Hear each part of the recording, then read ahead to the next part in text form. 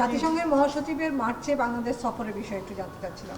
এখনও এটা ক্রিস্টালাইজ করে নাই, উনি আসবেন এটুকু আমি আপনাদেরকে বলতে পারি, তবে বাকি প্রোগ্রাম আমি বলতে পারছি না এখন। আপনারাও খুব বেশি তথ্য জানেন না এই সম্বন্ধে, আমি তার থেকেও কম জানি, কারণ আমার কাছে কোনো স্পষ্ট তথ্য নেই যে কাকে টাকা দেওয়া হয়েছে এবং কে সেটা খরচ করেছে। এমনও সাজেশন আমি একটা পত্রিকাতে কোনো একটা রিপোর্টে দেখেছি যে এটা হয়তো মার্কিন যুক্তরাষ্ট্রেরই কোনো একটা প্রতিষ্ঠানকে হয়তো দেওয়া হয়েছে টাকাটা খরচ করার জন্য এখানে, আমরা এখনও জানি না। $28 মিলিয়ন শেষ অলরেডি। না তা হোক, $28 মিলিয়ন বা $29 মিলিয়ন নিশ্চয়ই খরচ হয়ে যাবে, কিন্তু বিষয়টা হচ্ছে আমরা তো জানি না কে করেছে। এবং আমাদের যে এনজিও বিষয়ক ব্যুরো তারা কিন্তু বলেছে যে এরকম কোনো এন্ট্রি তাদের নাই। ডায়ালিসিস সেন্টার চালাতাম অনেকগুলি, এখন 15টা সেন্টার চলছে, আমি নাই যদিও।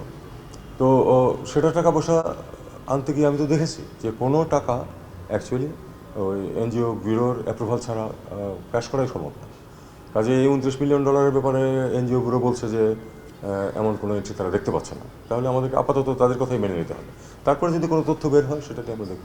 উনি বলেছেন যে কেমন সম্পর্ক চায় বাংলাদেশ, সেটা বাংলাদেশকে সিদ্ধান্ত নিতে হবে, তাই না?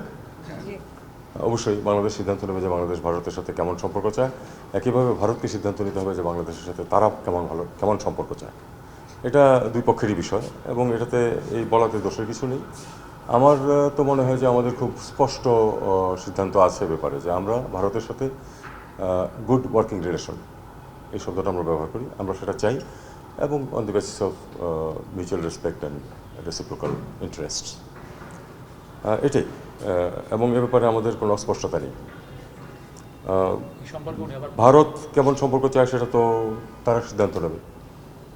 তবে উনি কিছু বলেছেন যে বাংলাদেশের বিভিন্ন জন আপত্তিকর সব কথাবার্তা বলছে সরকারের ভিতর থেকে, ভারত বিরোধী। আমি এটা নিয়ে কোনো মানে এটার ন্যায় অন্যায় উচিত অনুচিত বিচার করতে চাই না, কিন্তু আমার কথা হলো যে এরকম কথা আমাদের এখান থেকেও বলতেছে, ওনাদের ওখান থেকেও বলছে। ওনাদের মুখ্যমন্ত্রী তো এখানে পারলে UN টিম পাঠায়, মানে ফোর্স পাঠায় দেন, পিস কিপিং ফোর্স পাঠিয়ে দেন। ওনাদের একজন কেন্দ্রীয় মন্ত্রী অহরহ বাংলাদেশের বিরুদ্ধে বক্তব্য দিয়ে যাচ্ছে। তো আমরা ঠিক আছে, এগুলি চলতে থাকবে ধরে নিয়েই তো আমরা চেষ্টা করতেছি যে সম্পর্ক ভালো করা যায় কিনা। কাজে আমাদের অবস্থানটা সেটাই যে আশপাশ থেকে দু চারজন কী বললো না বললো সেটাতে মনোযোগ না দিয়ে আমরা বরং আমাদের সম্পর্ক ভালো করার চেষ্টা করি। এবং সম্পর্ক ভালো করতে গেলে তো বরং আমাদের প্রাক্তন প্রধানমন্ত্রী যে ওখানে ভারতীয় আতিথেয়তায় থেকে যে বিভিন্ন কথাবার্তা বলছেন, এগুলি তো আসলে ক্ষতিকর, সম্পর্কের জন্য ক্ষতিকর। ঠিক আছে, আমাদের অস্থিতিশীলতা বা এ ধরনের কিছুকে আমাদেরই সামাল দিতে হবে, কিন্তু ওনার বক্তব্য যে সেটাতে আগুনে ঘৃতাহুতি দিচ্ছে, এটা তো স্বীকৃত ব্যাপার, সবাই জানে এটা। একইভাবে ধরুন ভিসার ব্যাপার, ভিসা অ্যাবসলিউটলি তাদের অধিকার, তারা যে কাউকে ভিসা না দিলে আমাদের কিচ্ছু বলার নেই। কিন্তু যখন ভিসা দেওয়া হচ্ছে না বা কমিয়ে দেওয়া হচ্ছে সাংঘাতিকভাবে, আমরা তো বিকল্প খুঁজে নেবই। এগুলি হচ্ছে স্বাভাবিকতা, আমরা চাই যে ভালো সম্পর্ক চাই, কিন্তু যদি কোনো সমস্যা কোনোখানে থাকে আমাদের সেটা বিকল্প দেখতেই হবে। সংখ্যালঘু সম্বন্ধে উনি আবার বলেছেন, তবে সংখ্যালঘুর বিষয়টা হচ্ছে যে এই অভিযোগগুলি প্রধানত ভারতীয় মিডিয়ার যে বিকৃত একটা তথ্য প্রবাহ সৃষ্টি করেছে তার ভিত্তিতে এগুলি বিভিন্নখানে বিভিন্ন জন বলে বেড়াচ্ছে।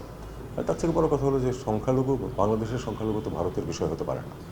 বাংলাদেশের সংখ্যালঘু বাংলাদেশের বিষয়, যেমন ভারতের সংখ্যালঘু কীরকম ট্রিটমেন্ট করা হচ্ছে সেটা ভারতের বিষয়।